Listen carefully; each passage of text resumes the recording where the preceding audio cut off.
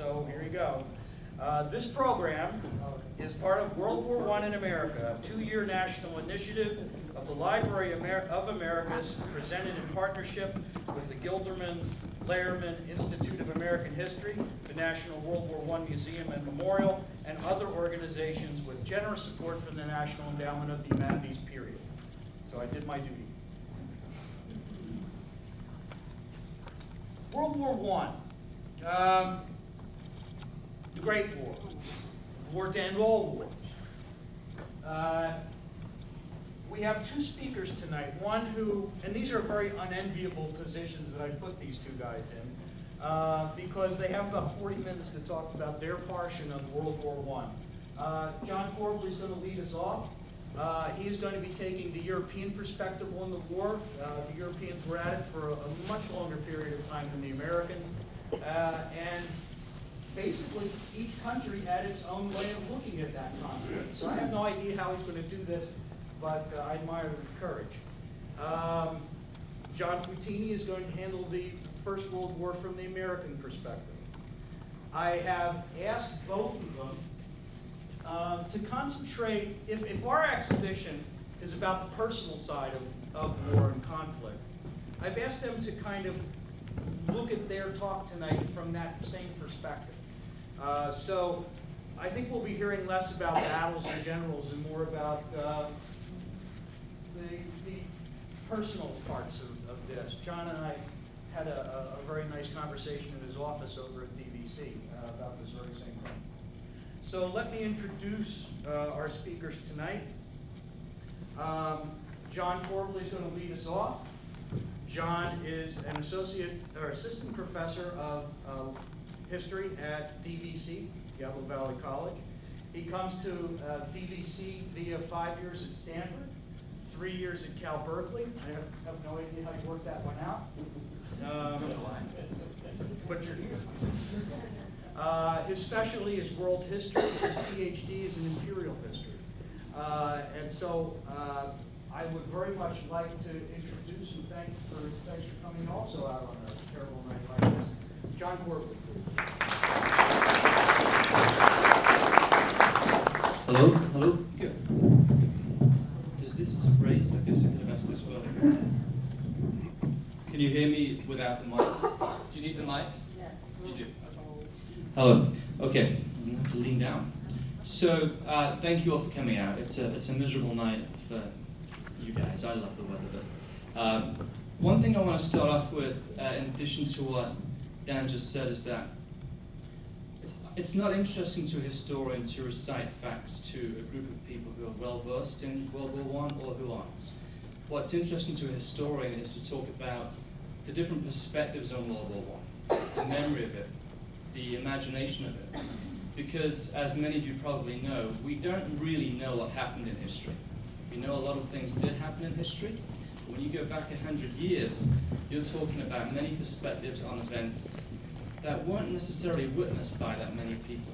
I'll explain that as I go along. Another thing I want to point out is that Dan asked us to talk about a European perspective, or for me to talk about a European perspective. To a historian, the first thing you ask at that point is, well, what does that mean? Different Europeans from different countries have very different experiences, right? People in Britain alone, in England alone, have very different experiences. That's one. Two is, as time goes by, the stories of World War I become passed on in memory. And it's not that they're not true. Much of what we know about World War I did happen, of course. But the way in which they're told, it's not mythical or farcical, it's not fabricated, but it is leaning toward the story you want to tell your young men and women, right? So it's the process of producing a narrative in history. World War I in particular is a very unique war. It was the first very modern war. You could argue the US Civil War was a modern war, and in many ways it was, with artillery, etc. But World War I was the first war that had such technology, such large-scale killing, and of course, as we all know, it set the 20th century on its trajectory in such a clear way. Okay. Another couple of things before I talk I want to point out. With regard to understanding history, you can probably tell I grew up in England. My family are Irish. My parents and brothers and sisters are Irish. My whole family is Irish going back before me. So when you look at World War I from an English versus an Irish perspective, right away you have a different story. Both equally true, depending on how you define truth, right? But it's very clear that for the Irish Catholic population, this was a chance to break free and gain independence. For the English, particularly for the English upper class, this was a chance to defend what they'd gained over the previous 100 years, namely the British Empire, and also to fight off a rival, Germany. So I tell you that because it's important that anybody I talk to about history understands that there is no one historical story. There are many perspectives. Now, that doesn't mean this is some mindless relativism, that nothing's true and everyone has an equal view, right? It just means that definitely every country looks at this event differently. And the reason I say that is that, and I told Dan this, when I first studied World War I beyond my BA, the college classes, for my master's thesis, I realized how intractable history was. I almost began to hate history because I realized that everybody was right. Each country was right from their own perspective, right? Within degrees. So that's one of the baffling components of history. The first time I got interested in history was when I was 16. I read a book about the Battle of the Somme, which is July 1916. It was the first big book that I read, real serious adult book. And the slaughter on that day, July the 1st, I remember reading about it and thinking, like many people do, why do we humans do this to each other, right? With World War I, there's the general historiography, which is the general narrative we have of it, right? The general consensus is that it was almost inevitable based upon the alliances in the 19th century. And it slid into chaos, right? With no human agency in a way, although there were clearly humans acting. That's the traditional story. On the other hand, you've got this one Serbian terrorist, this horrible radical who fires guns and kills a nice man, and then the war explodes, right? Both of those two extremes don't tell you the real story. The real story from a social perspective, and that's what my understanding of this, of the museum's program is about, is what did the people go through? What did the men and women go through when they fought this war? And I want to talk a bit about that, okay? If we're going to take a social approach to history, which is what social historians do, and that's what I am, I can't go into detail here, but most history you get on the History Channel, or you may have learned in school, is traditional political history, kings and queens. It's important they make decisions. But social history is a field that's about 50 years old, which is relatively young in history, and it's typically looking at the history you know from another perspective. Gender history, women's history, ethnic history, sexual history, the history of childhood, right? Things that matter to most societies but were ignored in previous histories. I grew up working class in a relatively impoverished Anglo-Irish family, so I'm interested in working class history, right? And I'm interested in the common man and woman and what they went through in history. And from that perspective, and as I tell my students, this doesn't mean this is true, you should remember this, but from that perspective, this is essentially a war that gets out of hand because of the decisions of a few thousand men, if that. A few thousand men in European countries in very powerful positions who I'm not blaming because in their world it makes perfect sense. They're mostly related, right, between the Danish, the British, the Russian and the German royal families. They are related by blood to Queen Victoria. So when you add that to the mix, you've almost got a dynasty fighting amongst the family, right? Saying to millions of young men and women, why don't you go fight? And that's one perspective, right? It's a social historical approach. And I just want to throw that at you. Because it's not, I imagine, the story you've heard about World War I, although I don't know what you've heard about World War I. Some of the questions that really matter to historians, of course, are the causes of the war. And in a way, my suggestion is you can't know the causes of this war. You can look at some broad pictures, but you can't really pin it down. That's why there are hundreds, if not thousands, of scholarly historical books on the causes of World War I, and we still don't agree, right? So I want you to live with that, not relativity, but live with that lack of truth, okay? Because that's the story with World War I. Less so with World War II, right? It's a different story. And you don't want to conflate or confuse those two wars, although we can look to Germany for both of them in many ways. That's one thing. Were the generals to blame? I'll read a quote to you in a moment. Can you hear me in the back? If you can't, let me know. Were the generals to blame? Then this is a very awkward narrative to take because it sounds anti-military or anti-patriotic. But again, not just the powerful men who run the countries, but the powerful men who are generals. I'm no military historian, but I can assure you, you don't really have the militaries we've had since World War II back then, particularly the US military. You have a group of men trying to put together an organized military. You have generals who aren't that well trained in morale, although some were. They aren't that well trained in strategy for the most part, and they're just making the best of their day, week, or year, the way we all do in our jobs and careers. So I don't want to call them buffoons the way many historians do, but they are often men who are just making the best decision for the day, come what may. And that will produce the narrative you do know of many millions of men dying in trenches, seemingly for no apparent reason, right?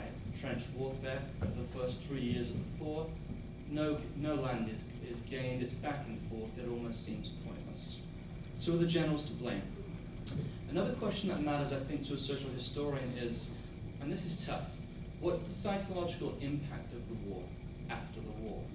Again, we all go straight to, well, we know Germany is punished, we know Hitler comes along, and then we beat those guys, and that's great, and that's true enough. But the psychological impact is something that historians are more and more trying to grasp. And I'm hoping you're thinking right now, well, how can you do the history of psychology? You can't get into the minds of those people. You can't really get into the minds of us today with a therapist, right? Even with our scientific understanding of the mind, it's still kind of diving into the dark. This is where, A, our understanding of science is going in the world today, getting into the mind, but B, historians are much more interested in finding out why did those people think that way, whether in power or not.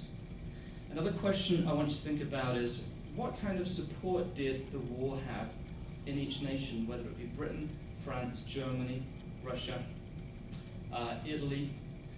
There's a story that's told, and again, it's typically a slightly limited narrative of the men went rushing off to war because of their pride in their country, right? And you might think that's how it should be, and that's fine. But there's also plenty of evidence coming up over time that many did not want to go to war, right? And in fact, many resisted from day one, didn't fire guns when at war.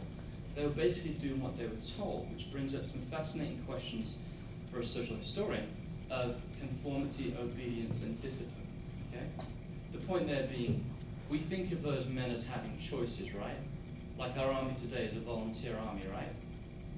We think of them as having choices, but if you realize the lack of education, the general low levels of literacy, the propaganda machines in place in every country, propaganda varies from country to country, but it's a message, you realize that most of those men couldn't really say no.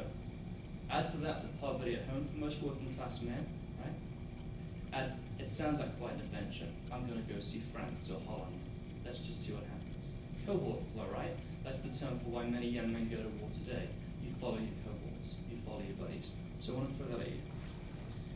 A question to consider too afterwards is, when the war ends, was it for nothing? This has been the general story over the last few decades, is it was a waste of time, it was pointless. So many died.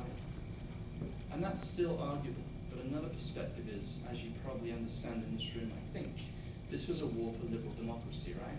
This was a war for the form of governance we believe in, we all believe in, right? In the West generally, right? So it was worth fighting for. And I just want to point out that that makes a lot of sense, and I pretty much stand with that picture, but it's not that clear-cut. When you bring in the story of Ireland and Irish soldiers, Indians and Indian soldiers, and colonial soldiers in general, when you bring in the world, because remember it's a world war, well, that flips the whole nationalist narrative of the West and turns it into a very unliberal, undemocratic war. Okay? I'm just throwing this at you. Another question related to the psychology of it is, you know, we all have a view on how things have gotten more violent since the 70s or the 50s. You might think young people are more violent. It never used to be that way. And I might say to you, it was much worse in the 50s. It just wasn't in the news. And I don't know. That's for sociologists. But the point is, we can tell. The 19th century was very violent, right? We didn't have a lot of newspapers talking about everything that's happening in every town the way we do today. The 19th century was violent in Europe and in America. But what happens in the 1920s is you get a new mentality that does sweep people's minds. And you tend to get more of not just hedonism, which you're probably familiar with, but a sense of a nihilism, particularly after World War II, but even after World War I, a sense of youth emerging, young men wanting to fight and kind of being sick of it all. question there is that because of World War I, right? What they saw and what they went through. That's an important question. Some important outcomes I want you to think about too, and this is very much resonant to our problems today in the United States or in European democracies as well. This is the beginning at the end of World War I, because of the World War I experience. This is the beginning of workers' parties, political parties that fight for unions and weekends and the common people. And it's probably very obvious to most of you, but we wouldn't have parties for workers. We'd probably still have very much 19th century Whigs, Tories, conservative liberals, which are just parties for the elites. So there are some strangely positive outcomes of World War I, depending on your perspective, but you have a sense of a mass of men and their wives slowly becoming literate because they want to read about equity, politics, power, and their working conditions. And that's a consequence of World War I think. Women's voices, of course. If you're going to be a social historian, you've got to start thinking about history and men, right? Women start to get the vote because of World War I, slowly, bit by bit. The question there is one I always have very thorny conversations with my students about, because it sounds gendered coming from a man, it's normally sexist coming from a man. But the question is, why do women get the votes in that period? Part of it is going to be women becoming active agents and fighting for the vote. That's the comfortable part. The other part is men are going to acquiesce because men are in power. They're sexist by our standards, but they're in power and they regard women as inferior for the most part. They're going to recognize women kept the home safe while they worked, therefore they no longer can be held to 19th century stereotypes, which I'm sure most of you know, hysterical, emotional, incapable. Right? So there's an outcome of World War I for social historians that's, again, very positive. Women start to have a voice in society. I want to read you a quote from a historian called Samuel Hines. This is from a book called A War Imagined, and the First World War in English culture. The war is imagined. The war is imagined in how we remember it. People living it at the time didn't record it all with photographs or film. It's actually an imagined history. It doesn't mean it's fake. It just means that it's actually up for grabs. And that's the point I'm trying to make. He reads, a generation of innocent young men, their heads full of high abstractions like honor, glory, and England, went off to war to make the world safe for democracy. They were slaughtered in stupid battles planned by stupid generals. Those who survived were shocked, disillusioned, and embittered by their war experiences, and saw that their real enemies were not the Germans, but the old men at home who had lied to them. They rejected the values of the society that had sent them to war, and in doing so separated their own generation from the past and from their cultural inheritance. Okay? This is the beginning, if Hines is right, and I think he is, of a very modern way of looking at society and war. It's the beginning of what you might call the decline of deference. Deference towards your elders, deference towards your parents, right? Deference towards those in power in society.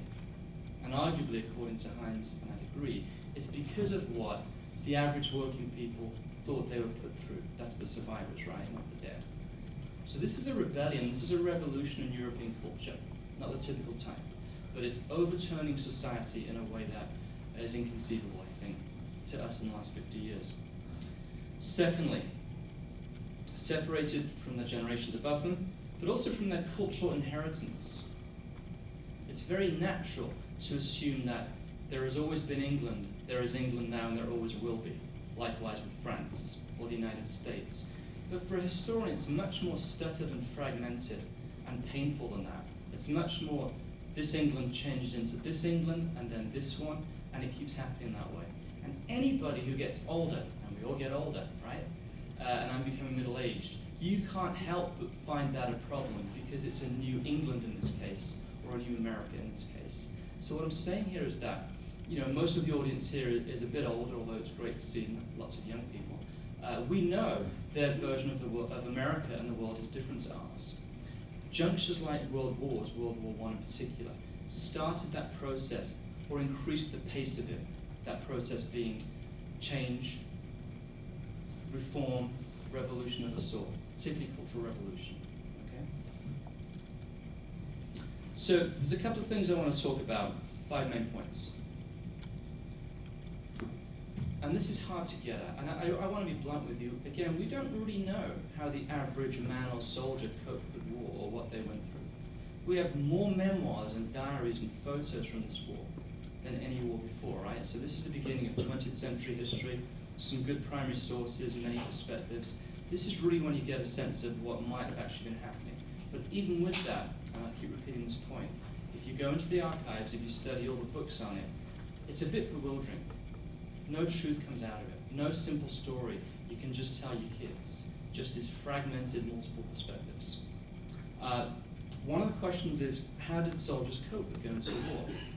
Typically, the story that I grew up with, at least in the 1970s, was they were heroic and valorous, and they endured.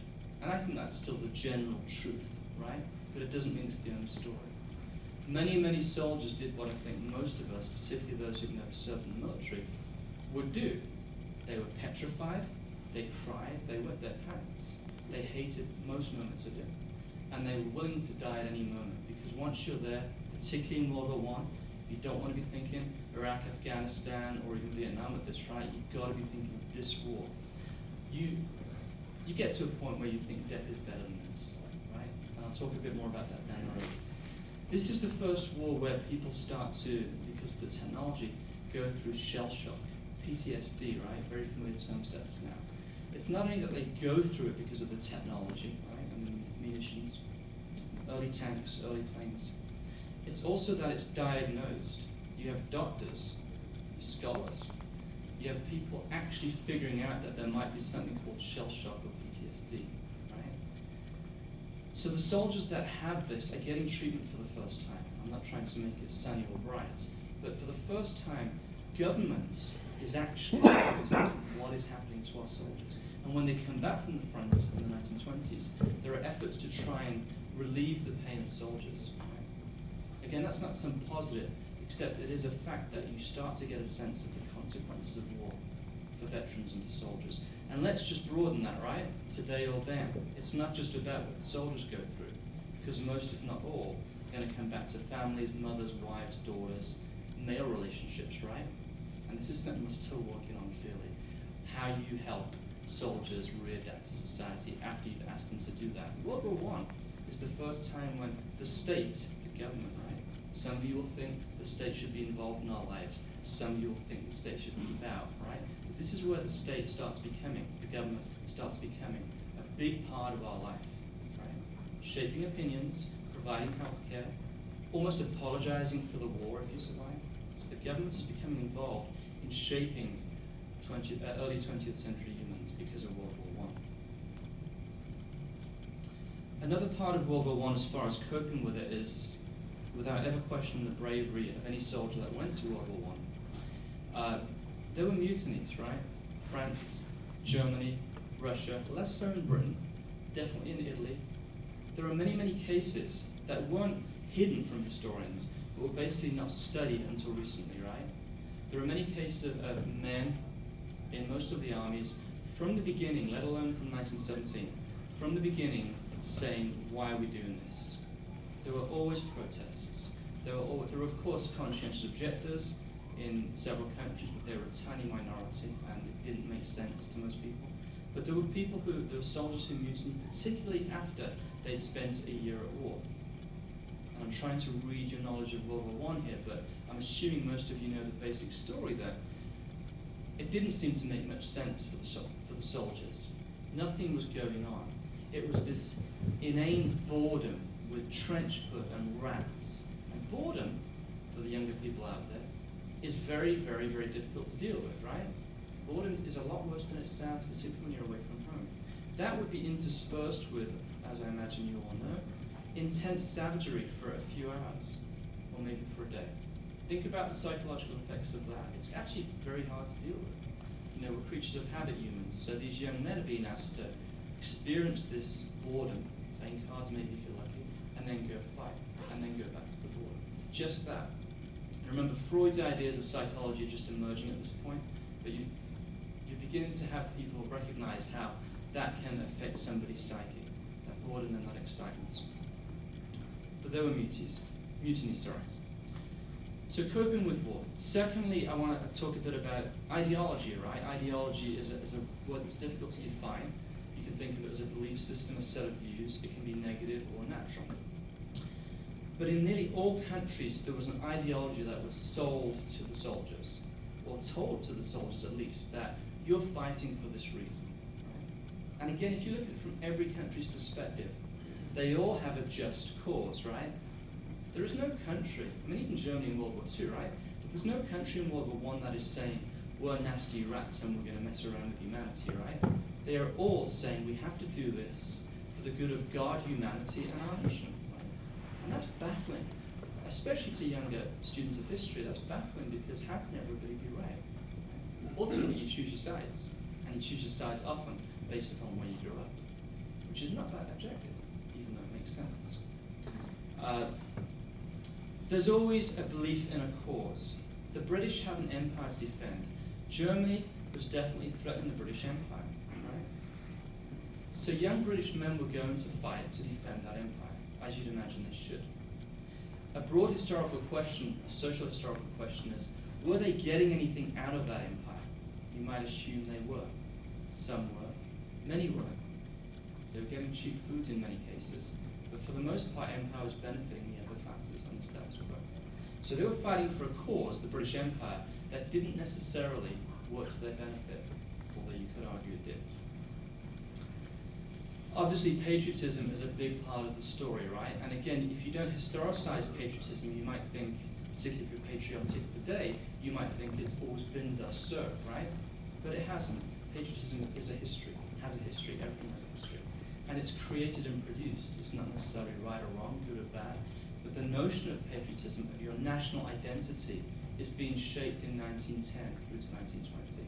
It is being taught to you in school, so young British soldiers are going to war with a very sure sense of what they're fighting for, although it's still abstract.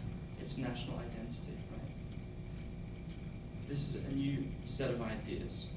Many soldiers go to war because it's something to do, and they're going to get paid for it. There's a salary of sorts. There's a salary, right? They go there because it's a job, particularly if they've been unemployed in Britain, and they will have been. There's always high unemployment in these days. Sounds slightly absurd, doesn't it?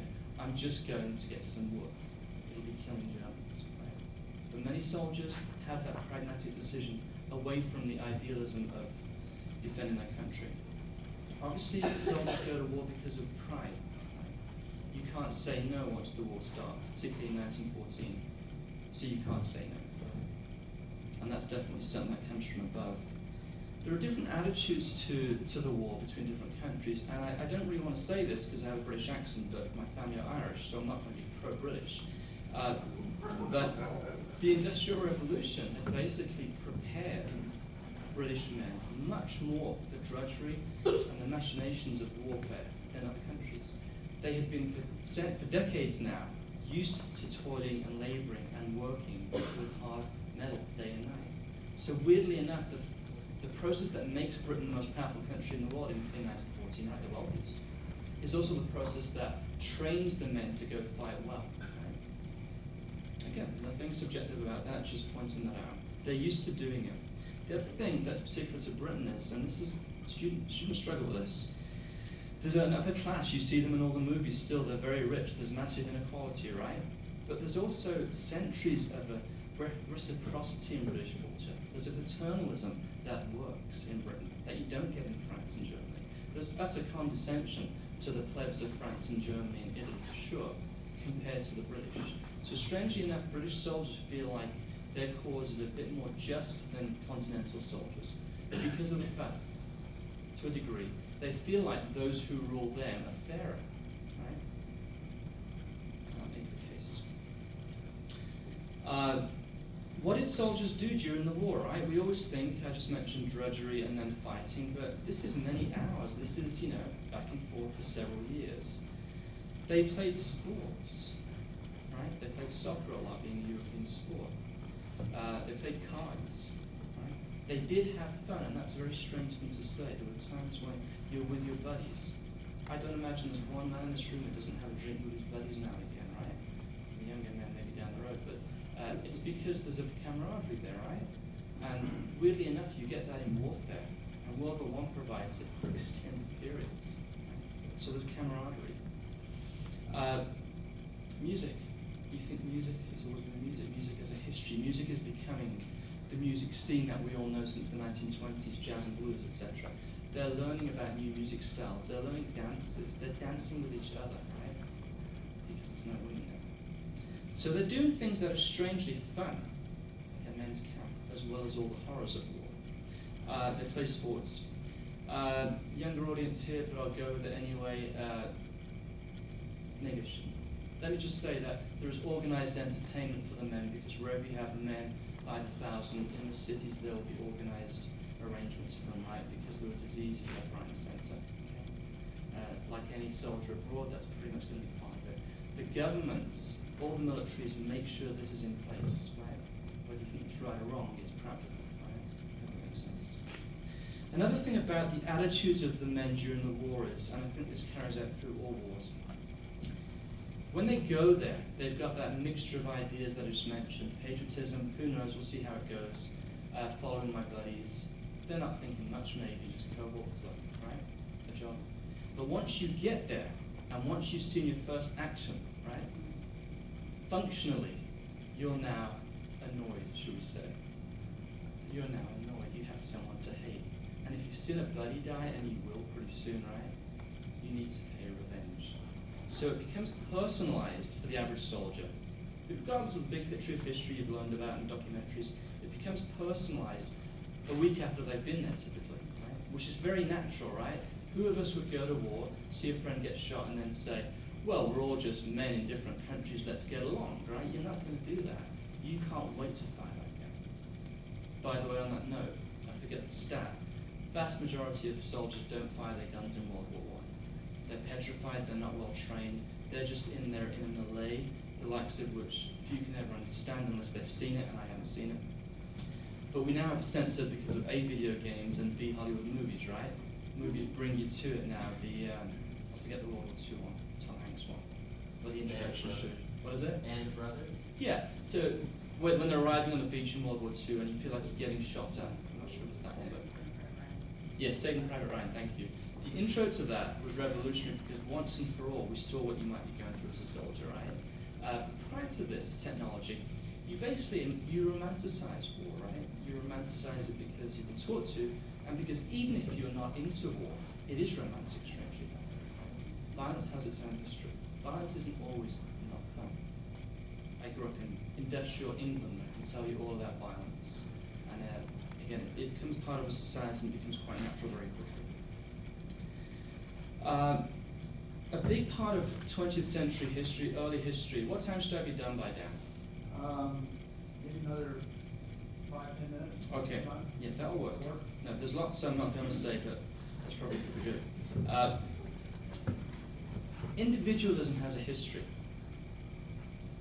Becoming an individual, obviously there were individual bodies, right, throughout history, 700 years ago, 3,000 years ago, but having an individual identity is a very recent construction, right, and it's very European and Western. It's in the 19th century particularly, people start to think of their own individual identity.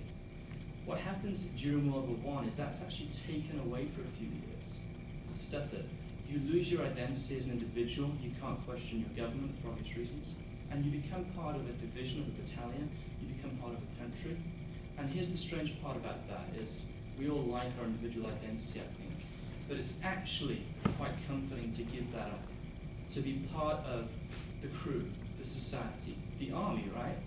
And this also explains something we won't get into, but a lot of totalitarian societies later on in the century. We always think, particularly Americans and Europeans, oh no, communism, how terrible. And sure it was, and it failed miserably, right? But for the people living in all those communist states and all those decades and all those variations, they actually functioned fine, many people, right? And they functioned because they didn't have to be so individualistic the way we're so used to. Bit of a tangent there, but what's happening in World War I is that people are giving up their individual identity, and generally that's a comforting thing to do. Some of the positives, I think. As far as military discipline, carrot and stick was used. If you obeyed as a soldier, you got rations, you maybe got a bit more food, and you might get a promotion, and you want a promotion. You want to go back from this alive and tell your family that you got a promotion, right? If you don't, if you question if you're that type of person, the discipline is brutal, right? It was violent. There was still 19th century flogging in World War I, tied to a post, beatings. As you all probably know, there were shootings, right? The French shot the most, the Italians shot several hundred, soldiers who mutinied or deserted. So that was common. Discipline was necessary, as it always is. There were executions as well, particularly in France. Last thing I want to mention, and I will be done in 5 minutes, is what we really want to get at still, and you must understand that history is not done. We're still figuring this out, right? I'm trying to make that point again and again, because we don't know, 100 years.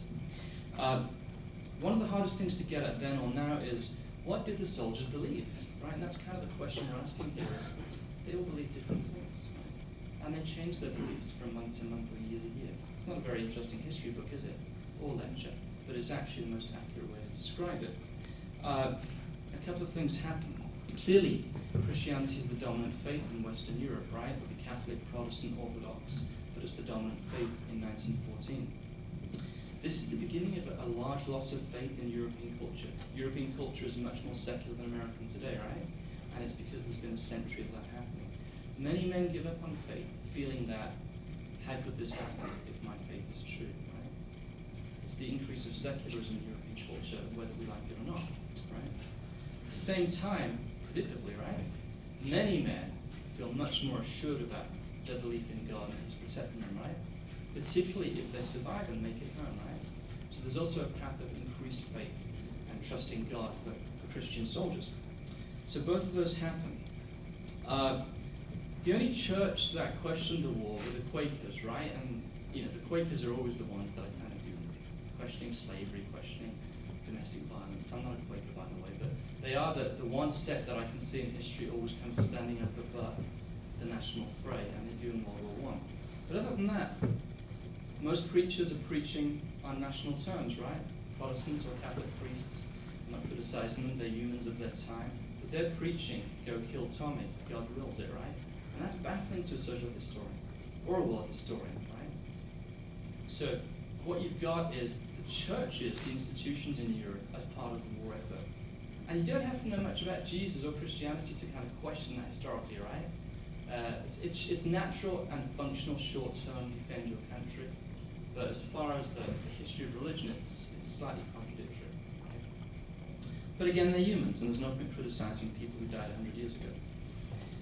More than faith, increased faith, and lost faith, more than both of those, you get fatalism, and this ties into what I started with psychology. Fatalism, right? Nihilism.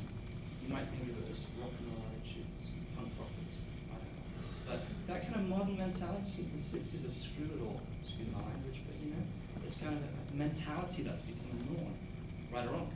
But you get this sense of fatalism that, you know what, I don't understand life anymore, so I'm going to enjoy it. It ties into post-war hedonism, right? The rise of jazz and new attitudes to sexuality and much else that we still regard as normal in society. So fatalism.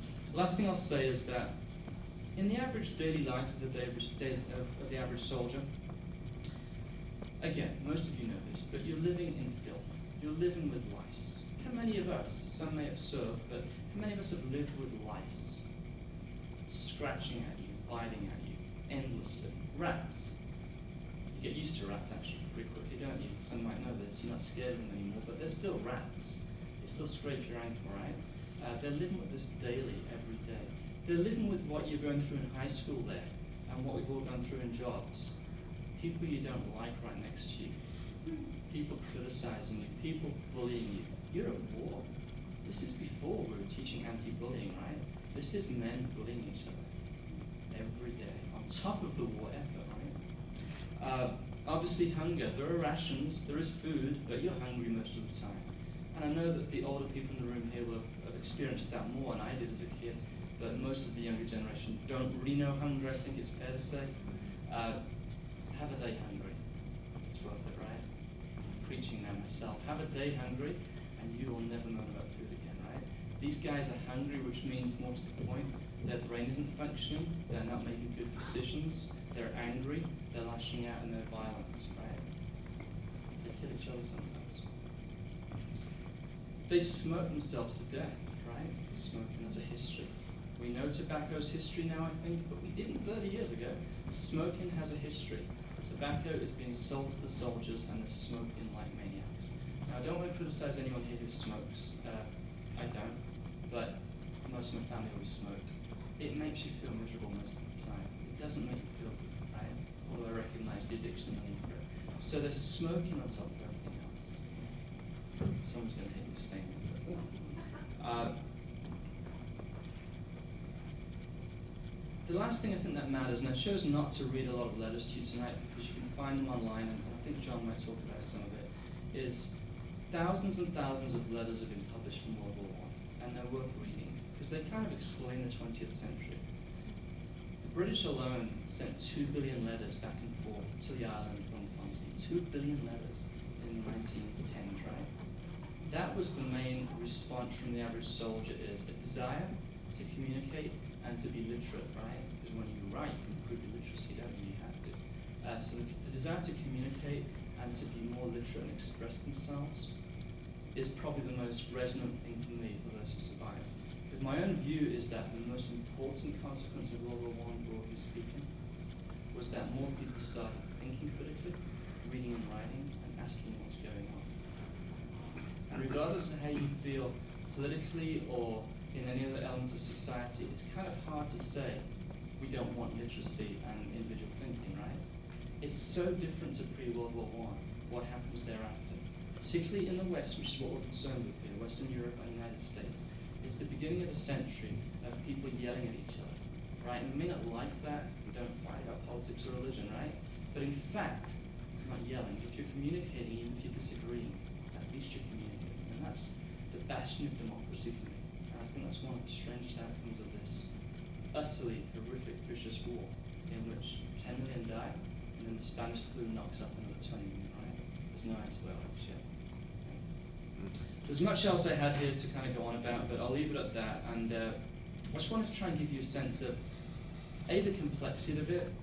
It's too complex to really give you an answer and a conclusion here, right? But B, what those people suffer through.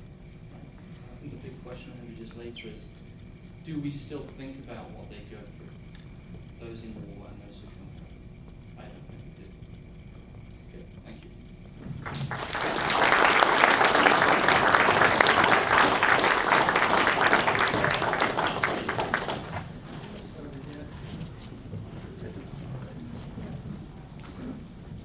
Thank you, John. It was interesting because something that John said struck a chord with me.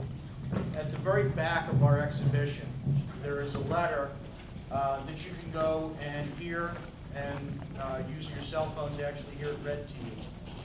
Aboard a troop ship returning from France to the United States in 1918. And it's an American soldier writing home, and I'll have to paraphrase it because I really don't remember it well enough. But he says, I wonder if anybody will really ever know what all this was about. And I think that was, That's what I said. that's exactly what he said.